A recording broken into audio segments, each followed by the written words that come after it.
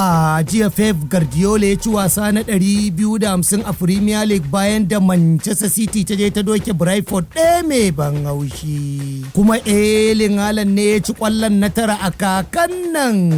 Guardiola ya zama kociya na 16 da ya ci wasa 250 a babban gasar tamula ta Ingila a karawa ta 149. Everton kuwa ta kasa shan wasa 19 a jere ba a doke Crystal Palace ba. Ƙungiyar da David Moyes ke jan ragama ta yi nasarar cin 2-1 a sabon filin ta na Hill Dixon. Kuma golan Everton Jordan Lee Pickford ya tsara raga a karo na 300 a jere a ƙungiyar.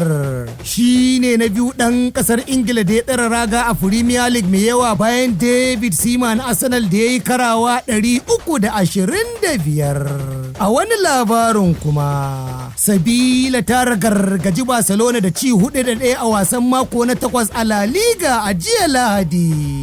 Da wannan sakamakon Barca mai rike da kofin La Liga ta koma na biyu da tazaran maki 2 tsakaninta da Real Madrid mai jan ragama. Karo na biyu da Barcelona ta yi rashin nasara bayan Paris Saint-Germain ta doke ta 2-1 a Champions League. A wani labarin kuma, Barau Maliya ta yi rashin nasara a filin wasa na Sani Abacha a karon farko a bana a jiya Lahadi. Sakamakon da Warriors ta yi nasara da ci ɗaya mai ban haushi. Sauran sakamakon wasan da aka buga Eyimba da Rivers United aka yi kunnen duro da kunnen doki 1-1 tsakanin Neja Tornadoes da Kun Khalifa. Shooting Star ta ci Plateau United ɗaya mai ban haushi da wanda Abia Warriors ta je ta doke Kwara da ci 1-0. Aka tashi kunnen doki tsakanin Bayelsa United da Ikorodu City.